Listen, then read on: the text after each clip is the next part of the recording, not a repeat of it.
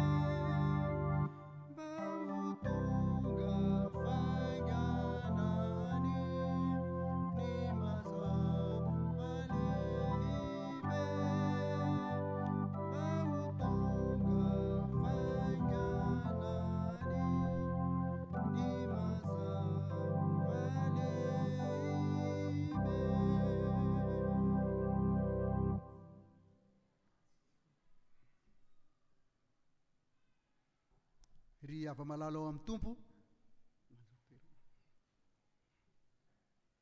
Anio alahady 4 ny volana Jona taona 2020 sy 20. Alahady faharoa manaraka ny Trinité izay mbola ibanjenantsika ny lohevitra manao hoe manapaka amin'ny fahefany ny tompo. Fotoana ihany koa izay natokany fiangonana eto amin'ny fitazam-panahy protestanta ho an'ny folo alina hitondrana mbavaka ireo mpianatra izay hanala fanadinana amin'ity taom-pianarana ity. Ho an'izay rehetra malala an'Andriamanitra sady voantsony masina, ho aminareo anie ny fahasoavana sy ny famindram-po ary ny fiadanana avy amin'ilay Andriamanitra ray sy Jesosy Kristy tompontsika. Amen. Hiara idera sy hanome voninahitra an'Andriamanitra isika amin'ny alalan'ny fiaraha-mamaky eo amin'ny fitsanganana ny salamo 720 ny andininy rehetra. Aorian'izany dia ataontsika ny hira FFM 420 ka tsy hipetraka isika raha tsy vita ny vavaka. Iarahantsika mamaky ary ny salamo 720 izay manao hoe amin'ny anaran'i Jesosy.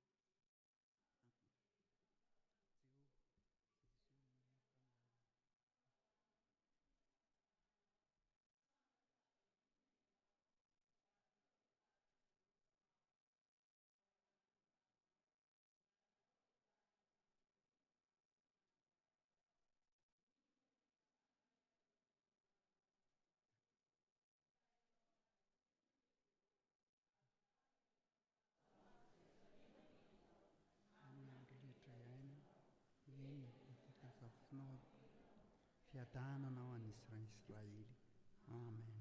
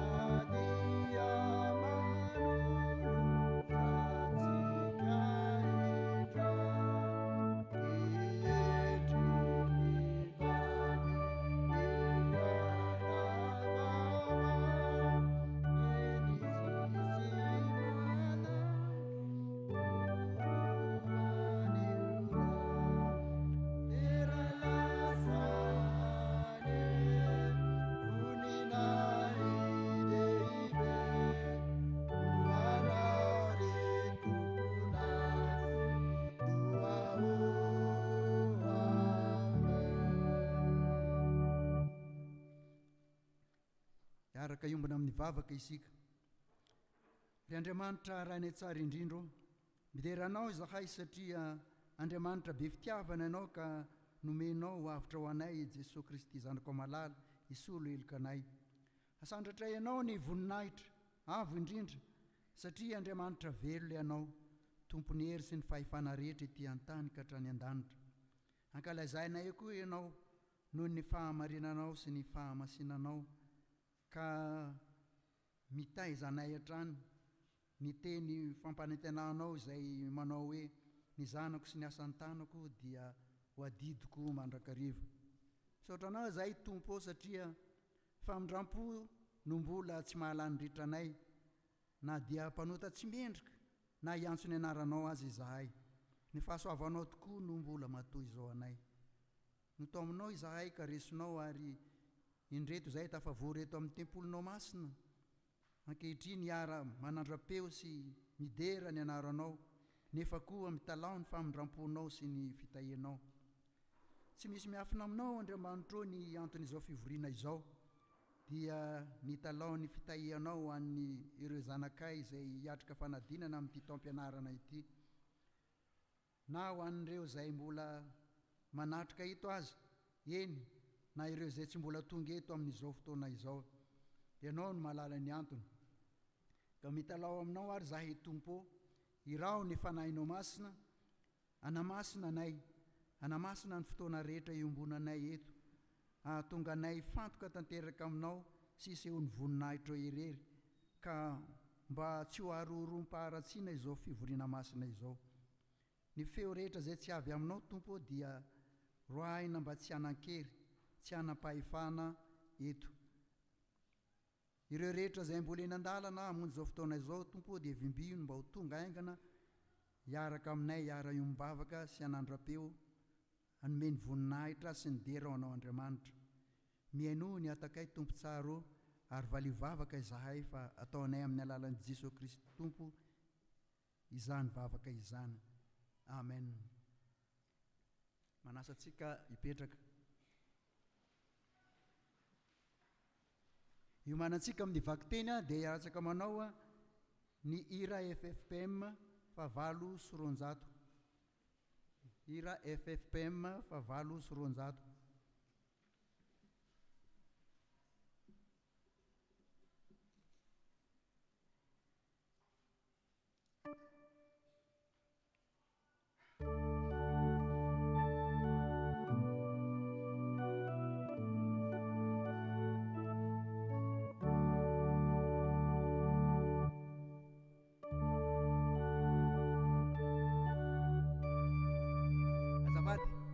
Fa 570 amby 100.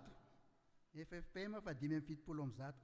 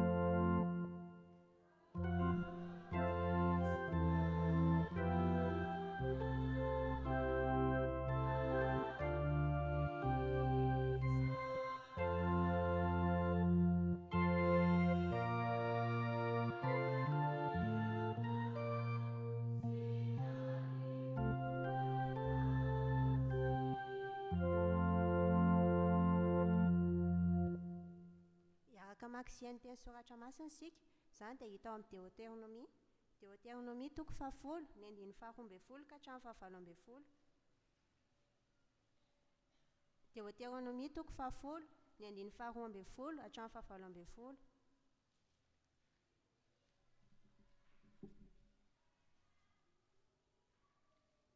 Rehefa hita dia ho vakiana amin'ny anaran'ny Tompo, ary ankehitriny ry Israely eo, inona moa no ilain'i Jehovah Andriamanitra ao aminao, afa-tsy ny atahotrany Jehovah Andriamanitra ao sy ny andeha amin'ny lalany rehetra ary ny ody azy sy hanompo an' Jehovah Andriamanitra ao amin'ny fonao rehetra sy ny fanahinao rehetra, hitandrina ny didin'i Jehova sy ny lalànany izay andidiko anao anio, mba hahita soa ianao indro an' Jehova Andriamanitra ao ny lanitra sy ny lanitry ny lanitra ary ny tany mba amin'izay rehetra eo aminy. Kanefa ny razanao no niraiketan'ny fitiavan'i Jehova, ka nifidy anareo sanany mandimby azy izy mihoatra noho ny firenena rehetra, tahaka ny amin'izao anio izao. Koa aforao ny fonareo fa aza mafy atoka intsony ianareo, fa Jehova Andriamanitrareo no Andriamanitra avo indrindra sy tompon'ny tompo, Andriamanitra lehibe sy mahery ary matahotra, izay tsy mizatavan'olona na mandray kolikoly, manome rariny kamboty sy ny mpitondra teny izy, sady tia ny vahiny ka manome azy hanina sy fitafiana. Amen.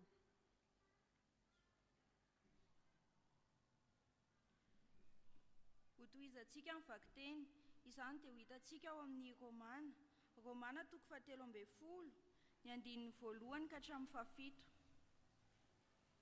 Romana 7:10, ny andininy voalohany ka hatramin'ny fahafito. Rehefa hita dia ho vakiana amin'ny anaran'ny Tompo. Aoka ny olona rehetra samy hanaiky ny fahefana lehibe, fa tsy misy fahefana afa-tsy izay avy amin'Andriamanitra.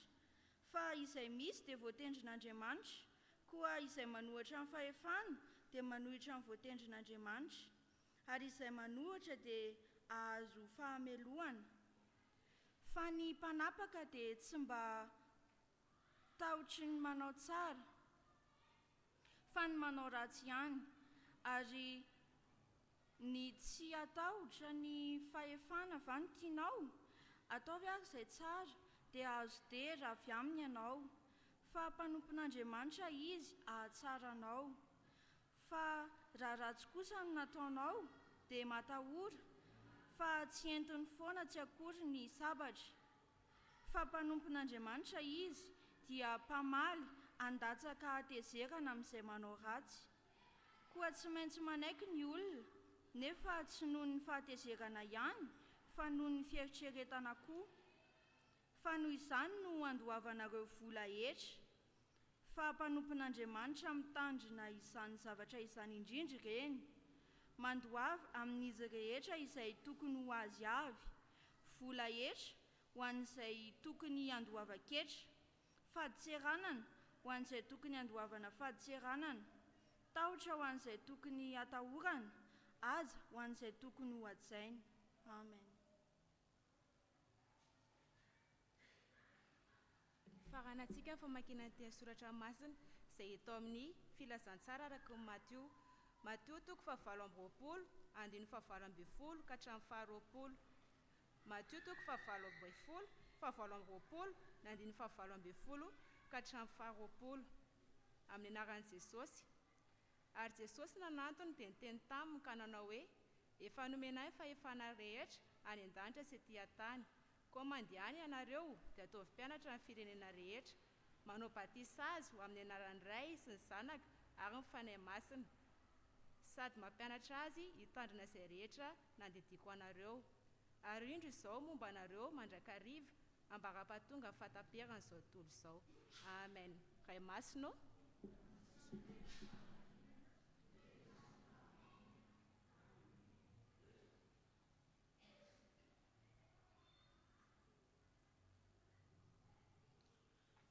Mbola iaraka ivavaka isika.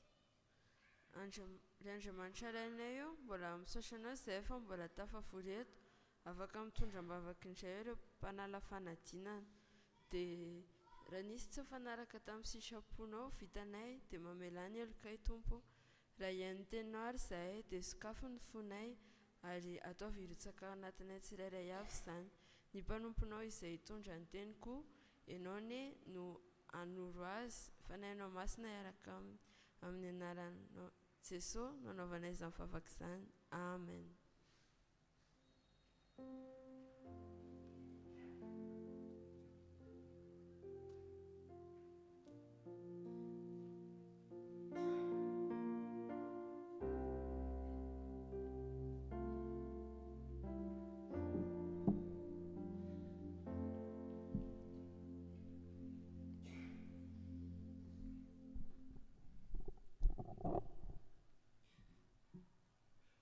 mampitomboina ao aminareo hoe ny fahasoavana ombam-piadanana avy amin'Andriamanitra Ray sy Zanaka ary ny fanahy masina.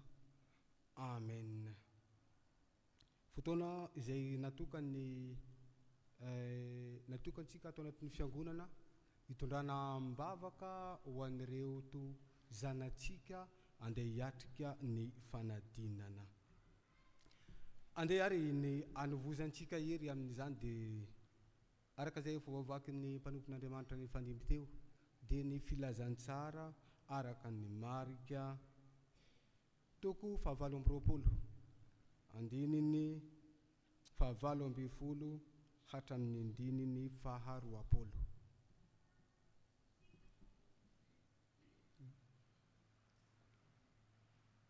Matio 720 zafady.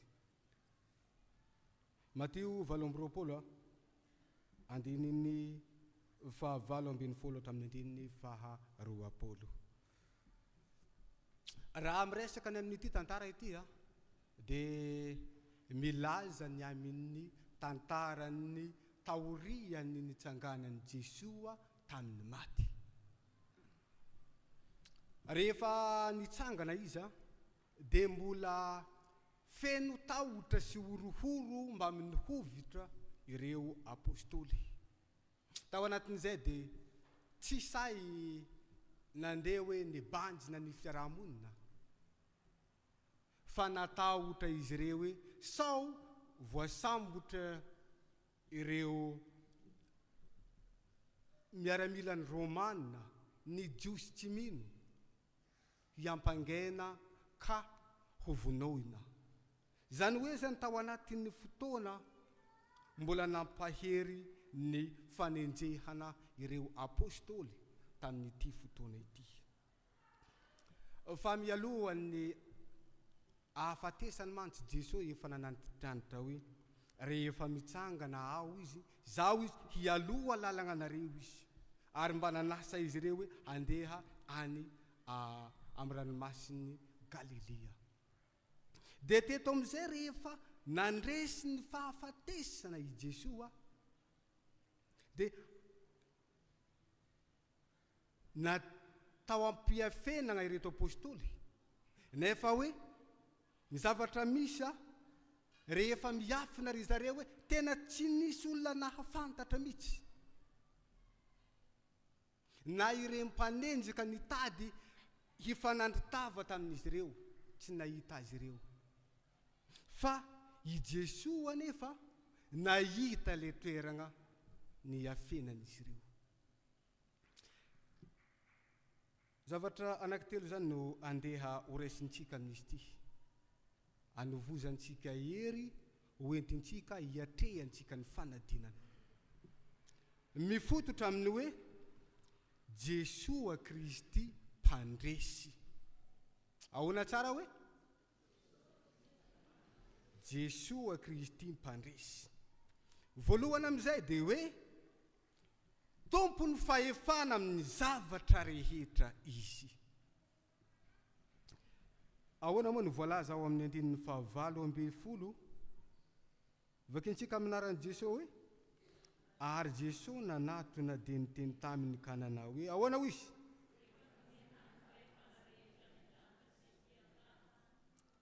efa nomena ahy ny fahefana rehetra ny an-danitra sy ety an-tany. Jesosy Kristy mpandresy. Izy efa hoe zanak'Andriamanitra izy. Zanak'Andriamanitra ary Andriamanitra feno ihany koa izy. Fa tonga teto amin'izao tontolo izao hoe niseho teto amin'ny mahanofon'olombelona. Nandeha nidina teto hitovy tena tamintsika zanak'olombelona mba hitondrany fanavotana. Fantany tsara ny fahalemen'ny zanak'olombelona.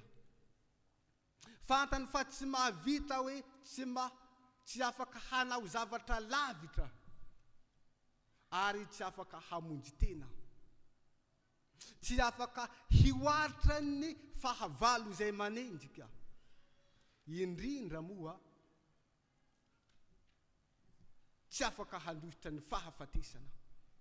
Ary zay ny antony nahatongavany Jesoa. Teto amizay izy de nilaza hoe nomena aivika izy, inona ho izy teo hoe fahefana rehetra ny an-danitra sy ety an-tany. Rehefa natanteraka ny asam-pamonjena teto amin'izao tontolo izao izy, de nasehon'Andriamanitra ray miariary eto mason'izao tontolo izao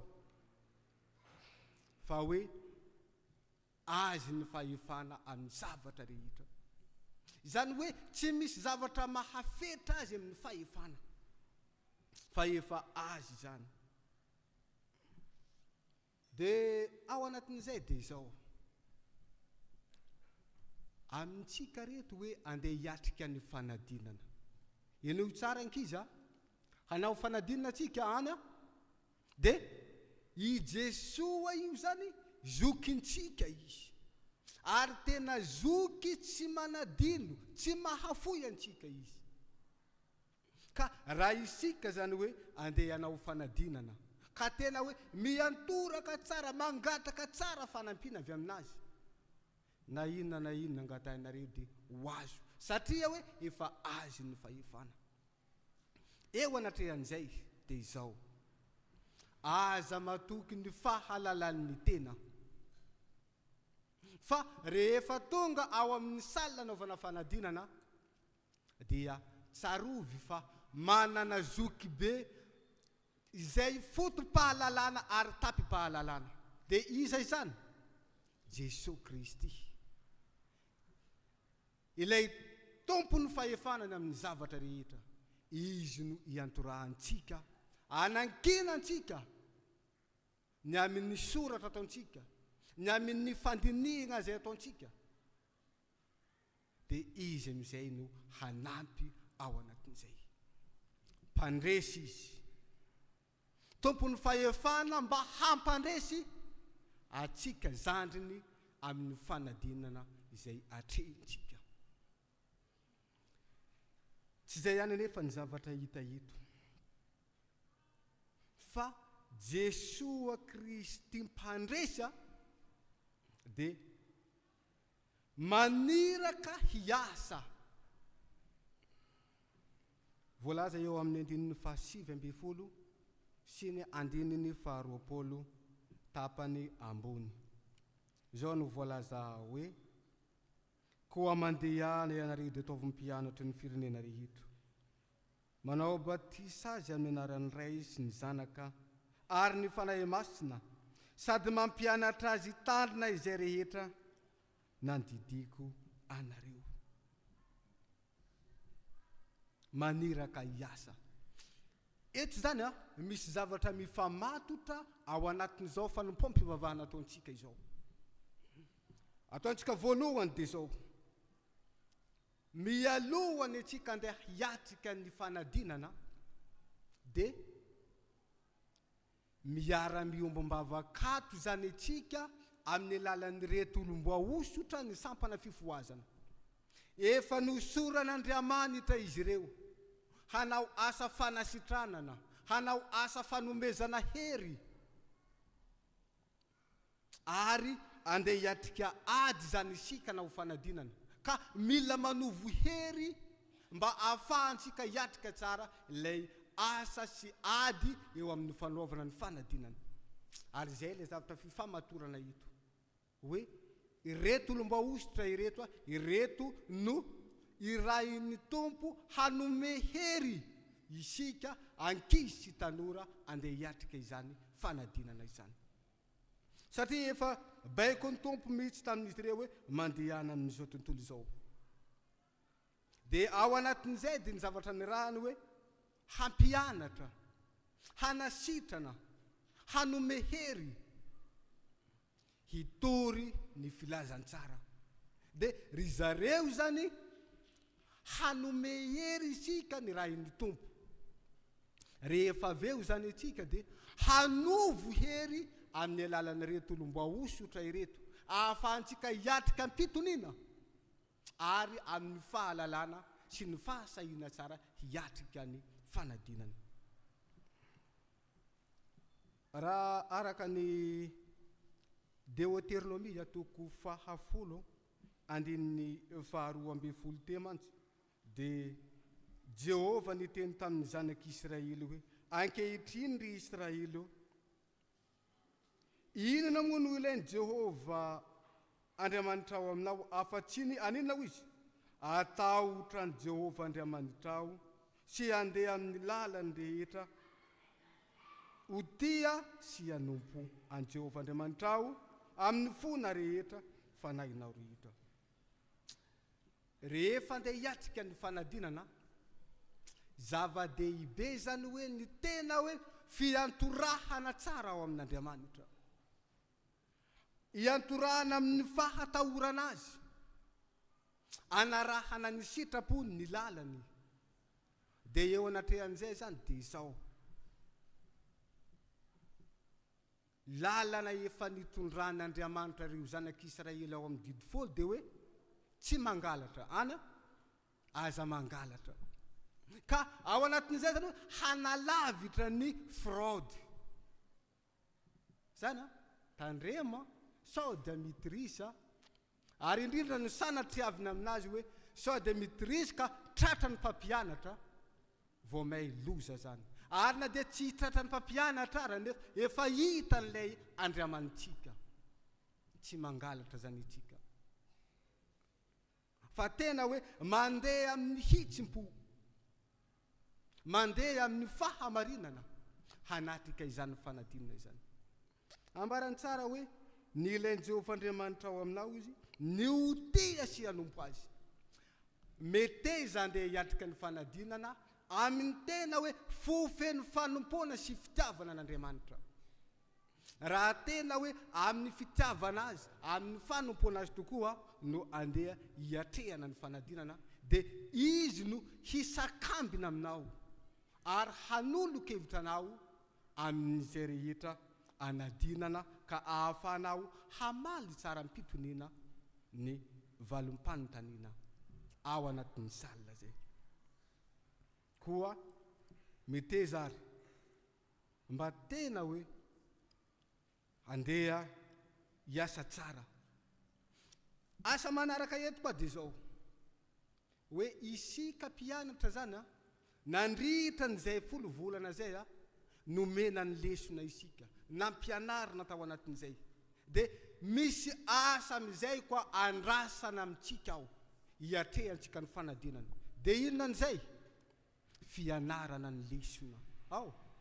Zava-dehibe zany hoe tena hoe ifantohana tsara amin'ny lesona ao zany misy asa atao, ianarana mba hahalalana ary hahatadidina azy de angatahina amin'Andriamanitra amin'izay. Ny zavatra fahatelo de izao hoe Jesosy Kristy mpandresy tsy mamela ho irery. Hitantsika zany eo amin'ny 220 tapany ambany. Zao no voalaza eto: ary indro zaho momba anareo mandrakariva ambara-pahatonga ninona ho izy fa hataperany zao tontolo zao. Rehefa naniraka ireto apôstôly reto Jesosy de tsy tahaka ny fanirahana amintsika olombela eto amin'izao tontolo zao.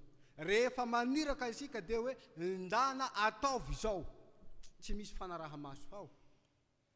Eo amin'ny fiainan'ny maha miaramila tsiraindray maniraka hoe andeha hanao mission tany lavitra be, de iraina hoe tonga da hoe samy mitady fomba hoe ahafahany ho velona ny voakaviagna.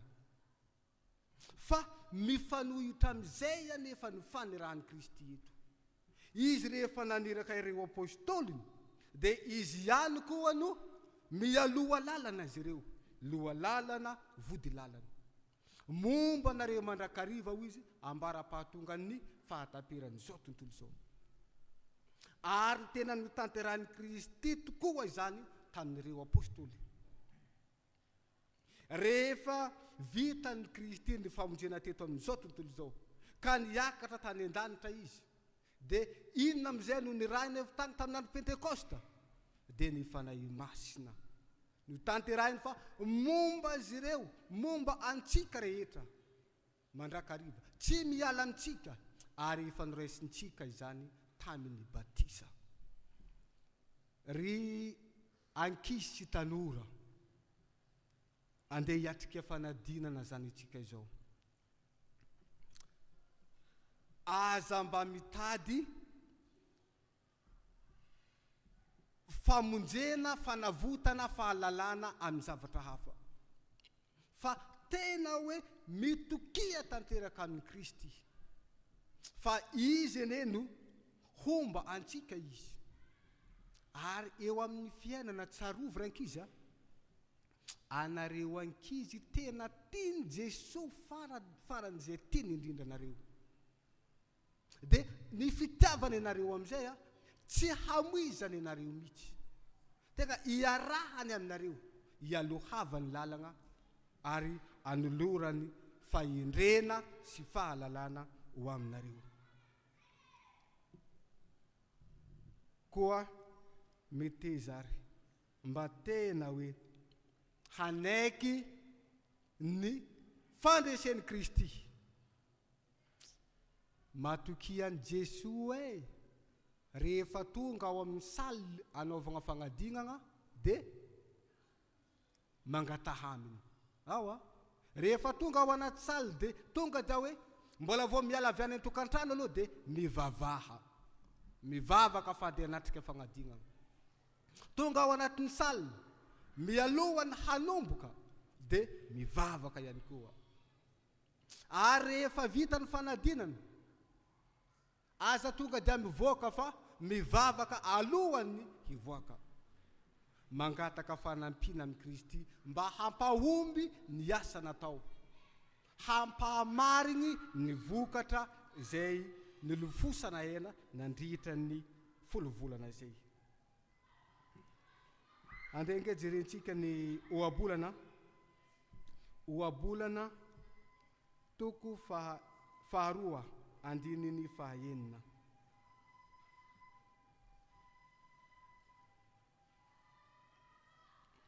Ohabolana toko faharoa andininy fahaenina.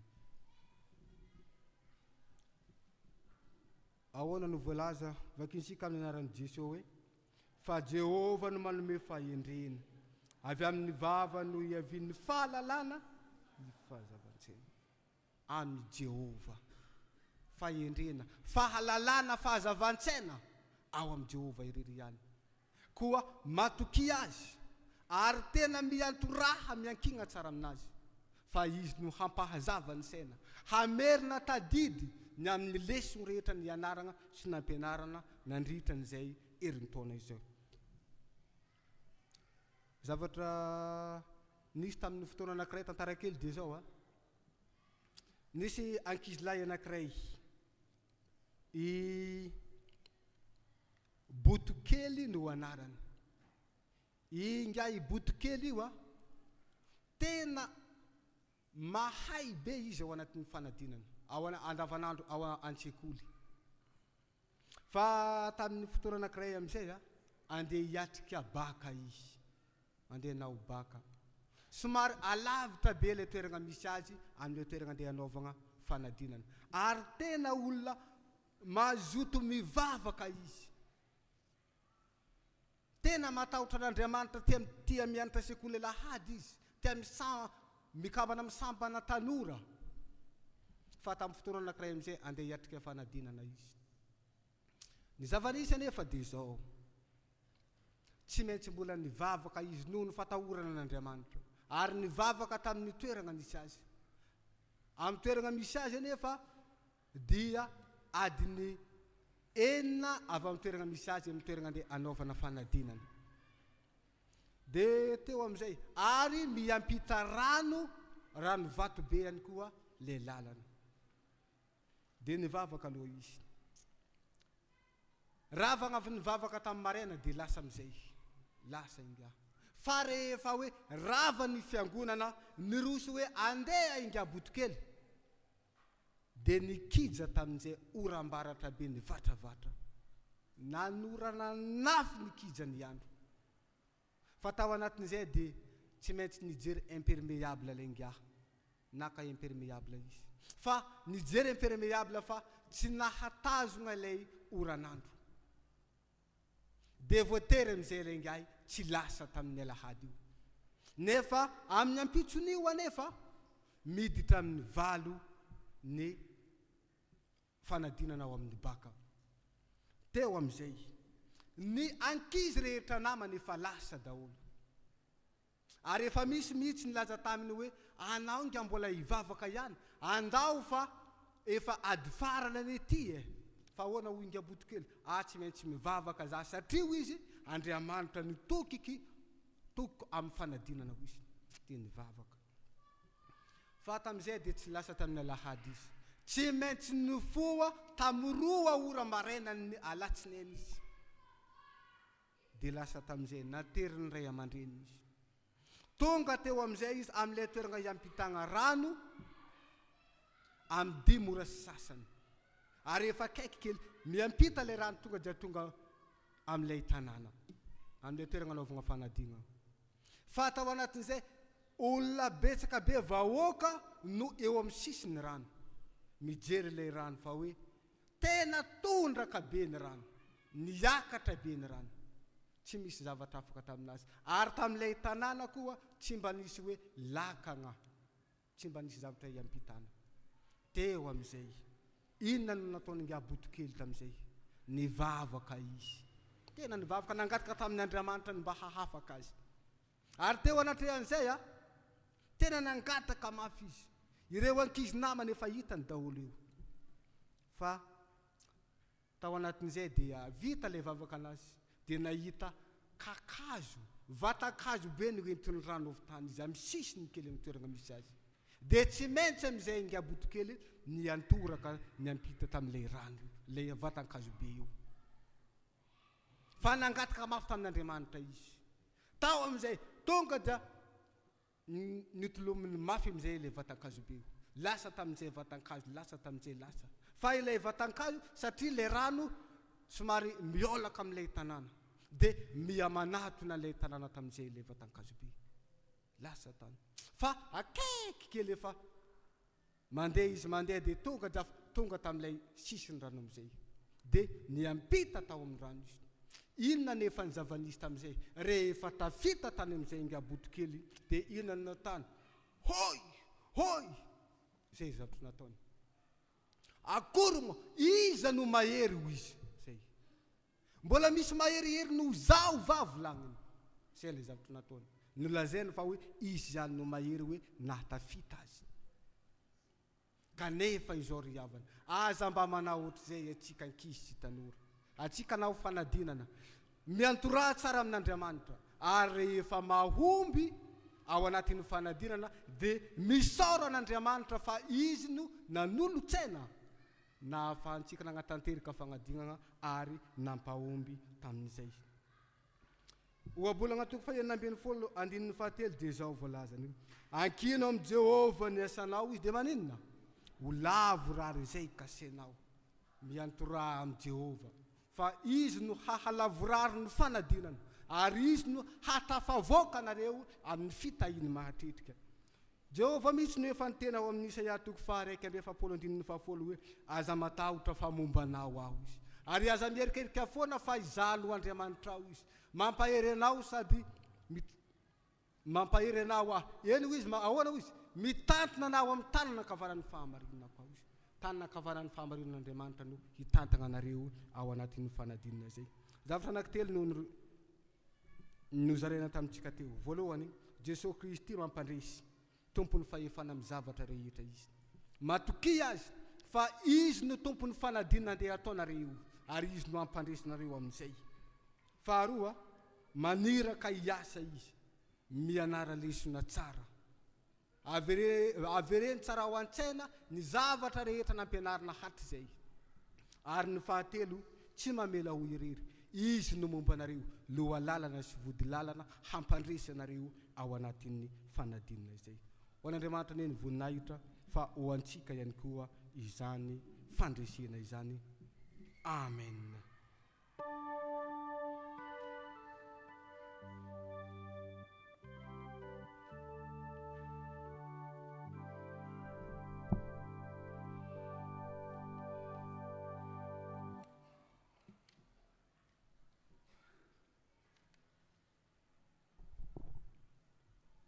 mbola hiara hivavaka isika tompoko.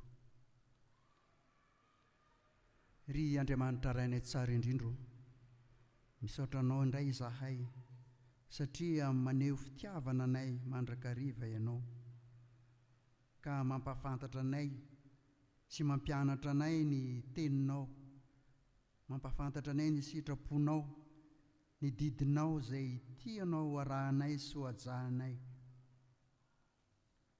Tamin'ity andro anio ity izay dia nampianarinao fa Jesosy Kristy dia mpandresy, Jesosy Kristy zanak'Andriamanitra, zoky be fity, dia tompony fahefana amin'ny zavatra rehetra.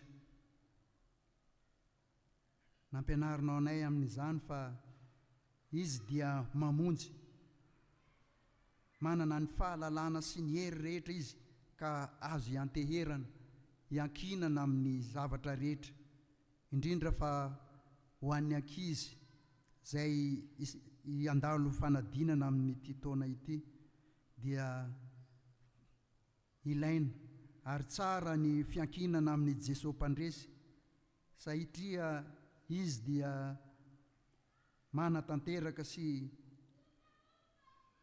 manatanteraka mandrakariva ny teny fampanantenana izay nataony, fa izy dia tsy mahafoy, tsy mahasaraka atsika fa hitantana sy ombantsika mandrakariva, indrindra amin'ny fotoana tahaka izao izay anaovana fanadinana tahaka izao. Nampianatra antsika koa Andriamanitra tamin'ity andro ity mba aniraka antsika hiasa, tsy idonanananam-poana, tsy andro fotoana fanaovana fanadinana, tsy andry ny andro farany izay vao hianatra fa dieny izao, dieny mialoha dia fa mianatra, mamerindesona, mamaky boky, mampitombo ny fahalalana, mamerimberina ny lesona rehetra izay nianarana mandritry ny taona. Ary nampianatra koa izy fa tokony handeha amin'ny fahamarinana ny mpianatra amin'ny fotoana izay anaovana fanadinana, dia tsy hanao angalatra hijery lesona ao mandritry ny andro fanaovana fanadinana izay tenenina hoe mampijery sopapa, fa dia tena hiankina tokoa amin'ny fahamarinana ary hanao ny fanadinana araka ny fahamarinan'i Jesosy, satria tsara amintsika ny mitoky amin'ny fanahy masina, satria ny fanahy masina dia mpananatra ihany koa, afaka hanoro lalana antsika, hiaro antsika mba tsy hidirantsika amin'izany fakapanahy izany.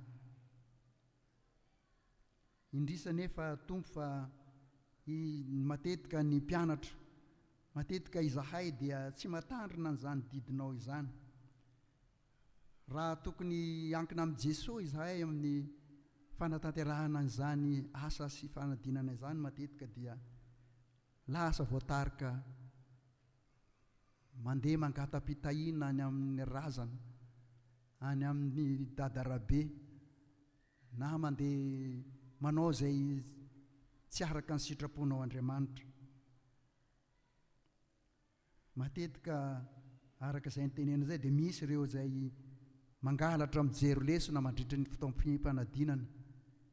Izany rehetra izany nefa tompo dia tsy sitraka ao satria tsy manaraka ny sitraponao izany ary tsy mitandrina ny didinao, ka dia menatra sy mangahiahy izahay manoloana ny fitiavanao satria tsy mba mahay mamaly fitianao izahay, koa dia mifona aminao izahay Andriamanitra, satria efa niodina taminao dia taminao tokoa no nanotanay, ary izay rehetra efa ratsy teo masonao no nataonay, dia diovy ary izahay mba ho afa-keloka, sasao mba ho afa-pahotana, ary mangataka ny fanahinao masina mandrakariva izahay, hanoro lalana anay, hitandrina anay, ary hitantana anay, indrindra fa ireo mpianatra ireo mandritry ny androm-panadinana, mba handehanan'izy ireo amin'ny fahamarinana mandrakariva, dia mino izahay fa hamaly ny vavaka anay ianao,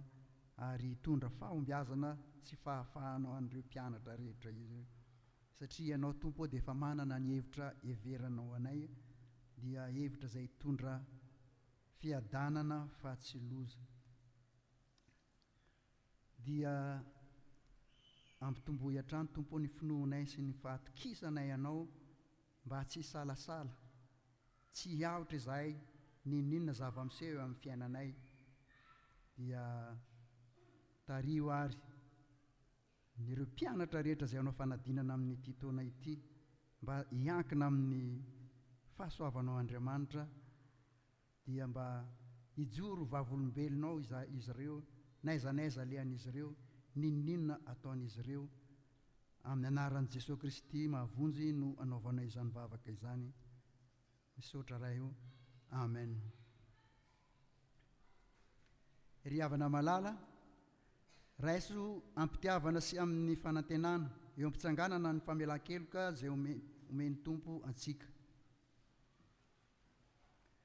Hoy Tompo, fitiavana mandrakizay no nitiavako anao, koa izany no ampaharetako famindram-po anao.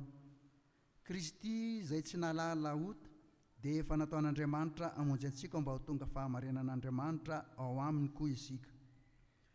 Voavela ny helokareo noho ny anaran'ny masina.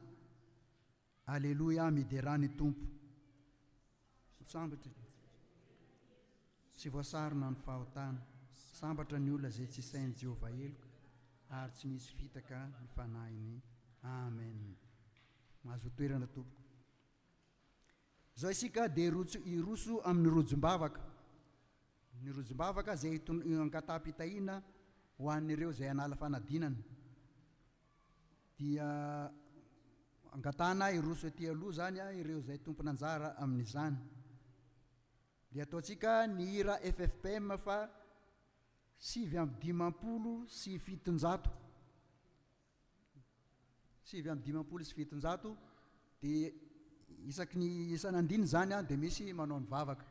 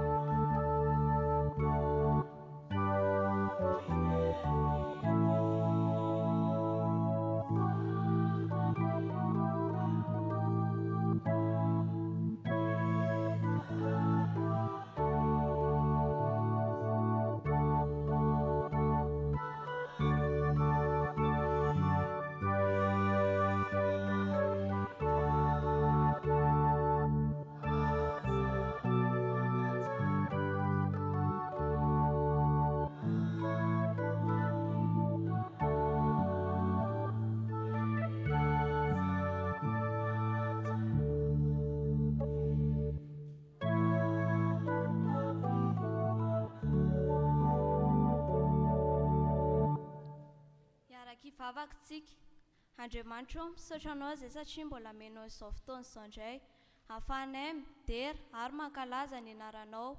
Ankehitriny izay miondrika eto anatrehanao, aoka ianao no hitantan'ireo mpiadina, aoka ianao no hitantana azy ireo, aoka ianao no mehery ary ny fanahinao masina, aoka ianao no hitahy azy ireo mba handeha amin'ny fahamarinana hatrany fa tsy hangalatahaka amin'ny lesona. Ary koa omeo fahasalamana izy ireo ary omeo ny fanahiny fahazotona hamerimberina ny lesona. Hifonako aminao Tompo zavatra rehetra tsy entina ataon'izy ireo ka tsy mifanaraka tamin'ny sitraponao. Misaotra Jesosy eo. Amen.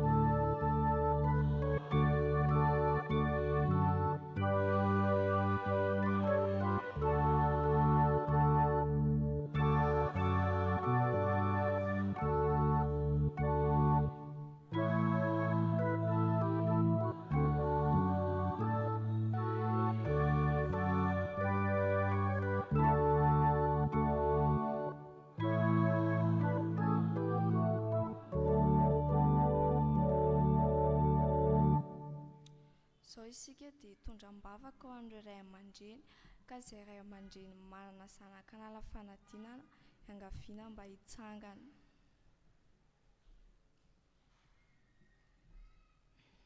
Mbola hiary vavaka isika. Ry Andriamanitra ray zanaka fanay masino, rainay amin'ny alalan'i Jesosy Kristy ianao. Misaotra anao izahay, miteranao, mankalaza anao, indrindra manome voninahitra ny anaranao, fa mbola nomenao fotoana ahafahanay mitondram-bavaka ireo mpanala fanadinana. Ankehitriny Jesosy dia mitondram-bavaka izahay ho an'ny hery lehibe ho an'ny zanaka, dia tsy iza izany fa ireo ray aman-dreny. Ireo ray aman-dreny no mikarakara ireo zanaka amin'izany fanadinana izany, na ny sakafo, zavatra rehetrarehetra ilain'izy ireo. Ny rinay, ny angatahanay aminao Jesosy Kristy androany dia mba nomezan'izy ireo hery, tanjaka, indrindra fa ny fahasalamana ahafahan'izy ireo miatrika ny fanadinana ireo zanany. Tompo, aza mahafoy, aza mandao azy ireo ianao Jesosy, aoka ny fanahinao masina hitoetra betsaka ho amin'izy ireo. Ameno an'izy ireo Jesosy mba tena ahafahany mamita ny adidy aman'andraikitra izay mbola nampandreketinao anazy. Ka aoka Tompo tanteraka amin'izy ireo ilay teninao manao hoe indro izao momba anareo mandrakariva ambara-pahatonga ny fahataperan'izao tontolo izao. Dia momba an'ireo ray aman-dreny ireo ianao Jesosy, aza mahafoy, aza mahasaraka, aoka ny anjelinao hitopy anodidina an'izy ireo ka ny mba faniriny sy ny etaeta-pony dia ny mba hitan'izy ireo Jesosy vokatra tsara ho an'ireo zanany izay hanala fanadinana, na fanadinam-panjakana izany na fanadinana amin'ny sekoly. Dia ny vavakay Jesosy dia ataony amin'ny anaranao soa, dia isaoranay sahady ny amin'ny fahalim-bavaka omenao sy omenao anay hatray. Ko amin'ny anaranao no azahoanay maniry mangataka izany tonom-bavaka izany. Misaotra indrindra Tompo. Amen.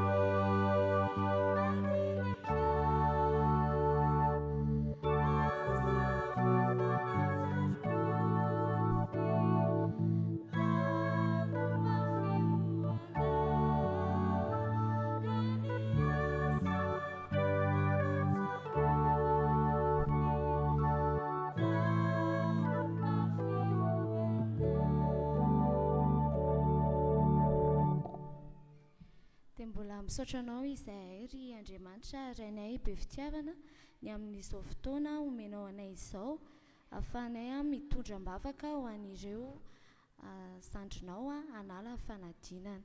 Dia entinay am-bavaka amin'izany ihany koa Jesosy ireo mpandraraha sy mpikarakara izany fanadinana izany. Mba anao ny asany amin'ny fahatahorana anao Jesosy Kristy. Anao asa tsara tahaka ny ho anao fa tsy ho an'ny olona. Dia mitondram-bavaka ihany koa izahay ho an'ny mpiambina, indrindra Jesosy ny tsara izany fanadinana izany. Fanahinao masina ane no ampitoerinao amin'izy ireny sy rairay avy.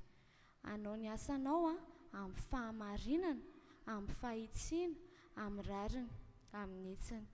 Ary atahotra anao izy amin'ny fanatanterahana izany, ka ataony ho voninahitry ny anaranao irery ihany ane izany fitsarana sy fiambenana ny fanadinana izany. dia jereo jesosy a ireto sandrinao a indrindra ireo zanaky ny fiangonana eto amin'ny chapelle militaire Ampahibe dia ivoaka ho mpandresy tokoany izy ireo amin'izany fanadinana izany a ho amin'ny fandresena mahatretrika ho vonaitry ny anaranao a irery any nefa aoka jesosy a tsy ny sitrapony any atao fa ny sitraponao irery any dia amin'ny anaranao Jesosy Kristy nanaovanay a izany vavaka izany amen.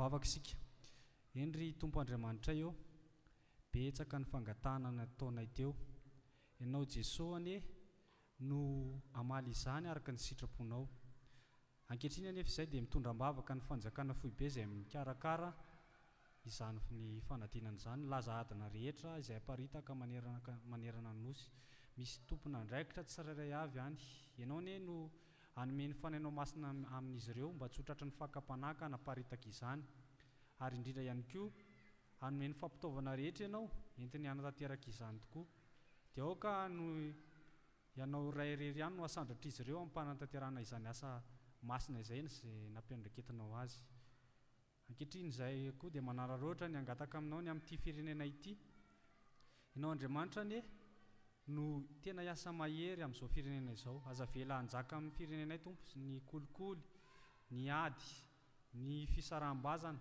izay miteraka fifanalavirana aminao ianao Andriamanitra no ampitoetra ny fahamarinana ny fitiavana ny firaisan-kina indrindra ny fatahorana anao Andriamanitra izany tokoa no entinay mideranao izany fatahorana anao izany koa aoka ny vahoaka tsirairay avy ahatsapa ny alehibenao ahatsapa ny voninahitra ka hanova olona maro ianao mba ho tonga ambalanao ary anaiky anao ho tompo sy mpamonjy ny fiainana eo amin'ny fiainana andavanandro dia aoka Tompo ny sitraponao irery ihany tanteraka fa tsy ny anay ary indrindra hifonanay raha nisy fangatahana na zavatra niteneninay tsy mifanaraka tamin'ny sitraponao dia matoky izay fa ny fanainao masina miaraka aminay mandrakariva hanatanteranay ny sitraponao marina dia ny voninahitra anao irery ihany Jesosy Kristy hatramin'ny taloha indrindra ka ao mandrakizay amen.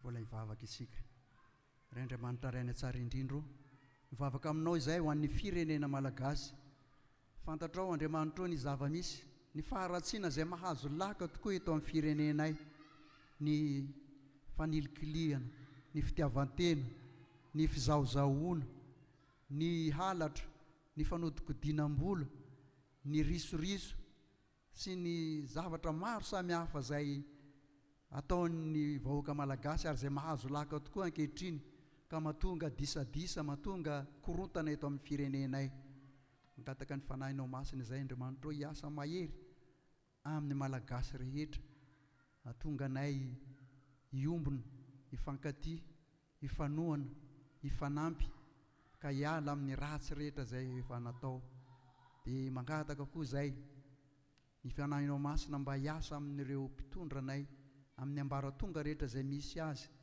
mba hahatonga azy ireo hiasa amin'ny fatahorana anao Andriamanitra andeha amin'ny fahamarinana sy ny fahitsiana mandrakariva mba hivoaran'ny firenenay hiadanan'ny vahoaka malagasy tsy vaky volo vavaka aminao izay ho an'ny mpanomponao izay ny rahanao anao ny asanao fitoriana ny filazantsaranao vavaka ho an'izy ireo Andriamanitro, omeo azy ireo ny hery, omeo azy ireo ny fahefanao mba tanterahan'izy ireo ny asa sy ny adidy rehetra izay tanterahan'izy ireo, ka mba hanova ny malagasy rehetra hiverina aminao, hivavaka aminao, hitombo finonanao ary hanompo anao amin'ny androm-piainany rehetra, araka ny teninao izay manao hoe raha ny oloko izay nantsoiko amin'ny anara no avy anetry tena ka hivavaka ary hiala amin'ny ratsy fanaony dia hiaino any an-danitra aho ka hahasitrana ny taniny.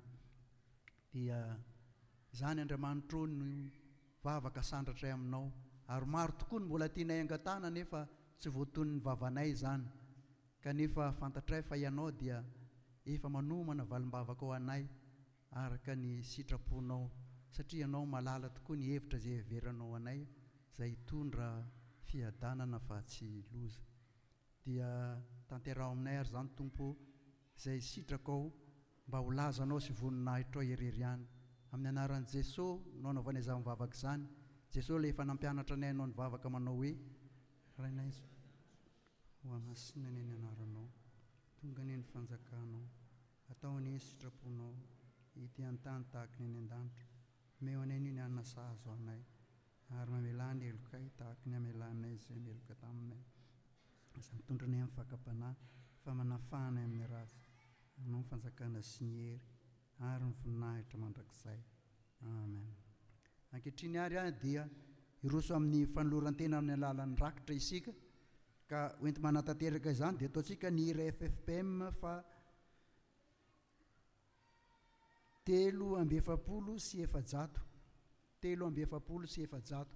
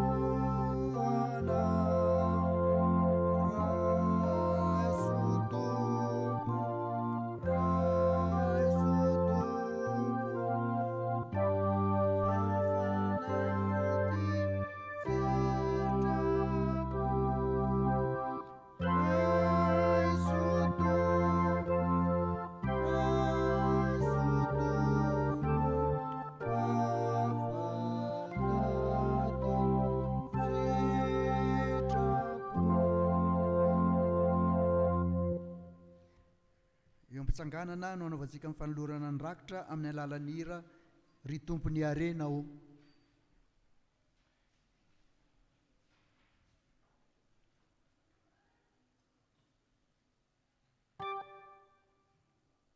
Thank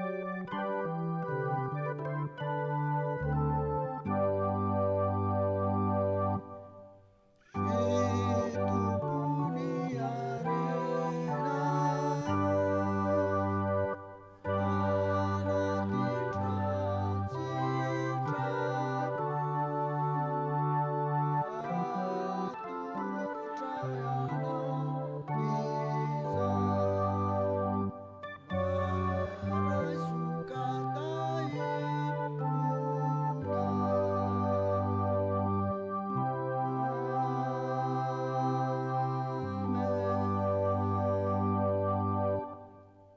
asantsika azo toerana. Misaotra an'Andriamanitra isika fa tanteraka ny tapany voalohany tamin'ity fotoana ity. Zao tsika dia roso amin'ny tapany faharoa dia ny asa sy fampaherezana izay rahantsika amin'ny sampana fifoazana. Ka andraisan'izy ireo ny toerany sy homanan'izy ireo amin'izany dia ataontsika ny hira fifoazana fahatelo amby valopolo amby zato. Hira fifoazana fahatelo amby valopolo amby zato.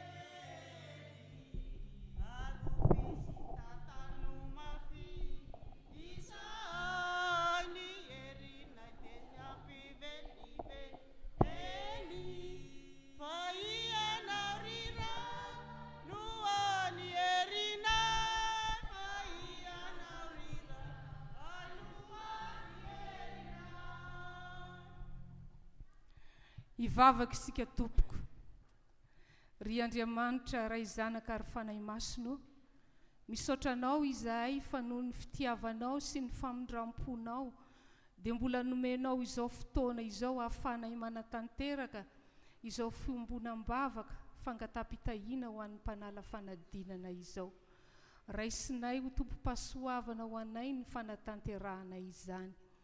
Misaotra anao ihany koa izahay ny amin'ny teninao, ny teninao izay mampianatra sy mamolavolana isan'andro, hitombonay fahalalànanao, hitombonay ny finoanay anao ary mampiorona anay ao aminao sy mamelona ny fanantenana ny anatinay. Misaotra anao koa izahay satria tamin'ity androany ity dia nampafantarinao anay fa Jesosy Kristy mpandresy maniraka anay hiasa ary tsy mamela anay irery ka tokony hino azy izahay, tokony ho tia azy izahay ary tokony tsy hatahotra na hitebiteby satria izy dia eo miaraka aminay mandrakariva ary tokony anaiky izay ampanaoviny sy asainy ataonay izahay. Jesosy Kristy indreo ny zandrinao tonga manantona anao, ampanetretena, mila hery, mila fitahina, mila fahombiazana ary mila famonjena avy aminao. Tehiriza ao anatin'ny famindram-ponao izy ireo, fahazarana amin'izay mety tsy ho fahatanterany. Koa tanterao tompo ny antondiany izay anantonany ianao androany. Omeo azy ny anjara fahasoavana avy any aminao ary ataovy matoky ianao izy fa ianao dia momba anazy mandrakariva ary ianao koa dia Andriamanitra mahatoky ka ny teninao dia ho tanteraka ho an'izay mino sy mankatoa. Ankehitriny raha ho vakiana ny teninao fanorenana izao asa masina izao dia ny fanahinao masina ampahery ireto mpanomponao anatanteraka ny asa ary ampitoetra izany teny izany ho an'izay mieno hitondra fanavaozana ho azy. Dia atreo feno Jesosy izao fotoana izao mba hisehoany ny voninahitrao sy ny herinao. Amin'ny anaranao Jesosy Kristy no anaovana izany vavaka izany. Amen.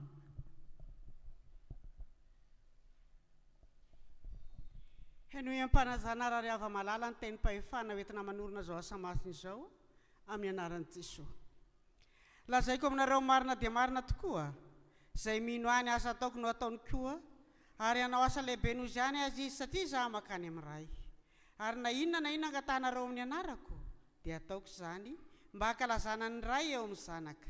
Raha mangataka zavatra amiko amin'ny anarako ianareo dia ataoko izany.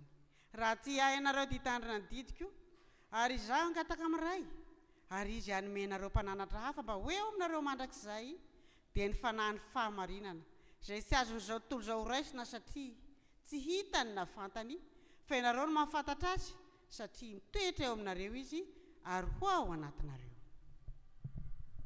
Ary hoy izy taminy, mandehana amin'izao tontolo izao ianareo ka mitoriany filazantsara amin'ny olombelona rehetra izay mino sy atao batisa no vonjena fa izay tsy mety mino no eloina ary zao famantarana zao no anaraka an'izay mino amoaka demoni amin'ny anarako izy, hiteny amin'ny fiteny izay tsy mbola hainy izy, andray menarany izy, ary na dia misotro zava-mahafaty aza izy dia tsy hampaninina azy zany. Ametra tanana amin'ny marary izy dia ho sitrany ireny. Ary Jesosy Tompo rehefa niteny taminy dia nampakarina ho any an-danitra ka nipetraka eo an-kavan'Andriamanitra. Fa izy ireo kosa dia lasa nitory-teny eny rehetra eny, ary ny Tompo niara-miasa taminy ka nanamarina ny teny tamin'ny famantarana izay nomba azy. Lazaiko aminareo marina tokoa, na inona fehezinareo ety ambonin'ny tany dia ho fehezina any an-danitra, ary na inona vahanareo ety ambonin'ny tany dia ho vahany any an-danitra. Ary lazaiko aminareo koa, raha misy roa aminareo mifanaiky ety ambonin'ny tany na amin'inona ka hangataka izany dia ho azony avy amin'ny raiko izay any an-danitra izany. Fa na aiza no iangonandrona telo amin'ny anarako dia ao afovoany aho. Ary hoy indray Jesosy taminy, fiadanina ho anareo, tahaka na ny raha ndray ahy no anirahako anareo kosa. Ary efa nilaza izany izy dia nanisy fofinaina, ka hoy izy taminy, raiso ny fanahy masina, na helokiza no avelanareo dia ho voavela izany. Ary naniza kosa no tsy avelanareo dia tsy voavela izany. Amen. Iara hivavaka isika. Ry Jesosy Kristy Tompo, misaotra anao izahay fa voavaky teto ny tenim-pahefana entina anorenana izao asa masina izao. Ny teninao tokoa dia efa nanehoanao ny voninahitra tamin'ny toerana maro, tamin'ny olona maro, ary mbola miasa mandraka ankehitriny ianao. Masina ny teninao, teny fiainana, mahatonga fahariana vaovao ao anatinay. Teny sabatra roa lela, enti mandresy ny mpanjaka amin'ny fahamezina eny amin'ny rivotra. Ko ankehitriny, raha hodidina ny asa maizina tsy mahavokatsoa, dia ny herin'ny fananao masina no ahatanteraka izany. Amin'ny anaranao Jesosy Kristy avy any Nazareta no nandratanay izany vavaka izany. Amen.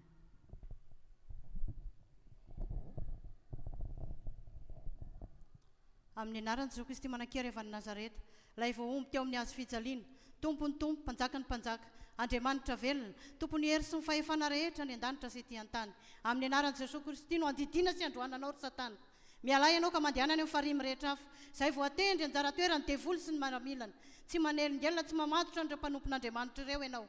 Any Jesosy Kristy ireo, efa voavidin'i Jesosy lavo tamin'ny rano ka tsy anananao fahefana intsony. Hoento miaraka aminao any amin'ny farimy rehetra hafa, ny aretina, ny fitaka, ny lainga, tsy finoana, ny tebiteby, ny tsy fahaizana, ny fanahiana rehetra. Miala amin'ny anaran'i Jesosy, didina amin'ny anaran'i Jesosy, any amin'ny farimy rehetra hafa no anjara toerinareo. Ary izay rehetra didina sy roana eto, tsy miverimberina amin'ireo intsony. Miala amin'ny anaran'i Jesosy, didina amin'ny anaran'i Jesosy. Iara-vavaka isika tompoko. Misaotra anao izay ry Andriamanitra ray zanaka fanahy masina, fa voaroaka teto ny asa matin'ny Satana tsy mitera-boaka tsy mivahoaka anao.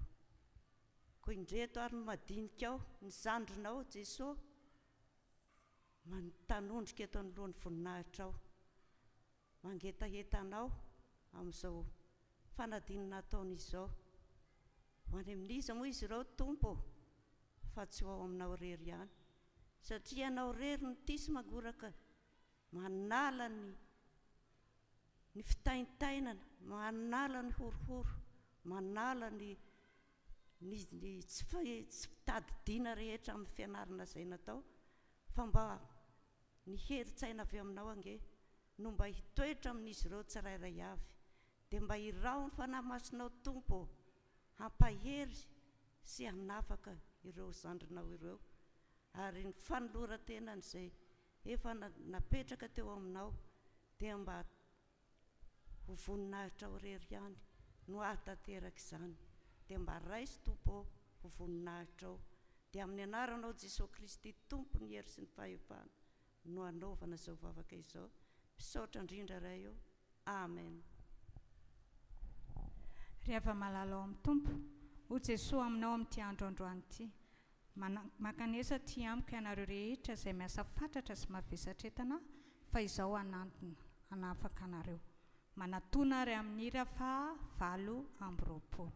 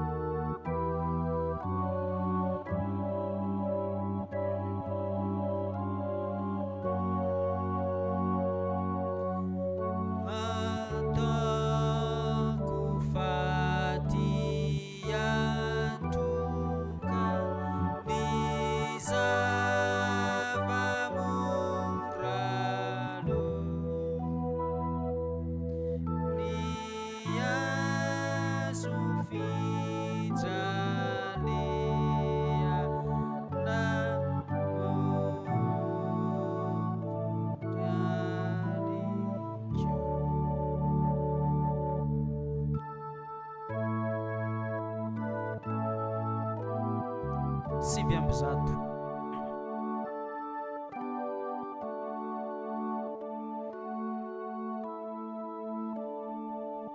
na afuni yeko ao anavuta kuwa nao.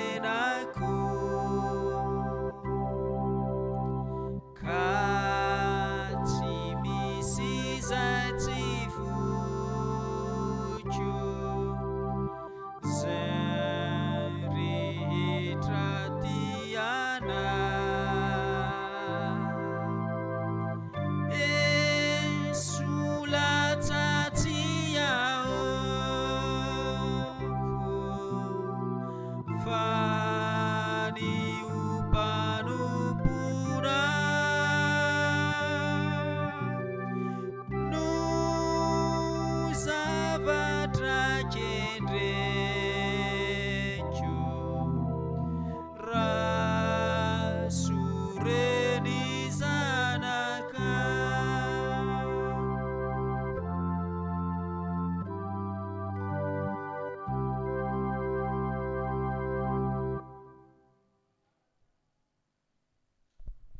hivavaka isika. Jesosy Tompo, misaotra anao fa vita indray tamin'ity anio ity ny asa. Tsaroanay fa teo tokoa ianao satria ianao no tompony asa. Mametraka ny fiainan-tsiraray eo am-pelantananao ary engany ka tsy tahaka ny diranay teto no ivoahanay eto.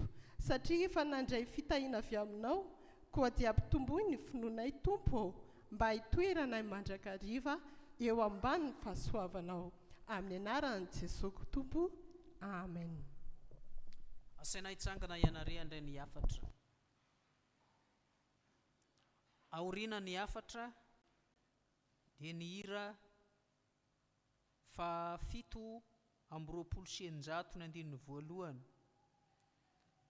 alohan'ny tsodrano. Izao ny afatra ho anao avy amin'ny Tompo. Aza matahotra ianao fa momba anao aho. Ary aza mierikerika foana fa izaho no Andriamanitrao. Mampahery anao aho sady mamonjy anao. Eny, mitantana anao amin'ny tanana ankavana ny fahamarinako aho. Amen.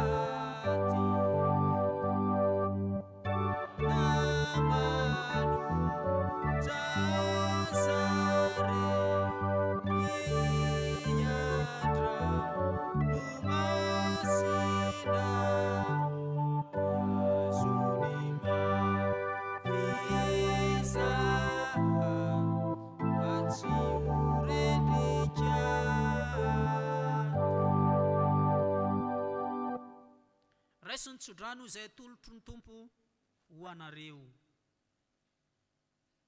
Mitahy anareo ane ny Tompo ka miaro anareo. Mampamirapiratra ny tavana aminareo ane ny Tompo ka mamindra fo aminareo.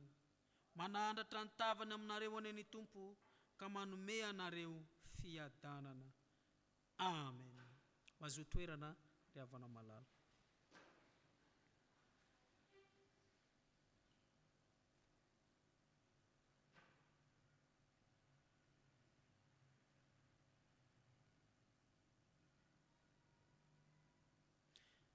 Ho an'Andriamanitra irery aneny voninahitra amin'ny anaran'ny Ray sy ny Zanaka ary ny Fanahy Masina. Amen. Dia mirary ny mpanala fanadinana rehetra ho afa-panadinana amin'ny anaran'i Jesosy. Rary soantsika rehetra.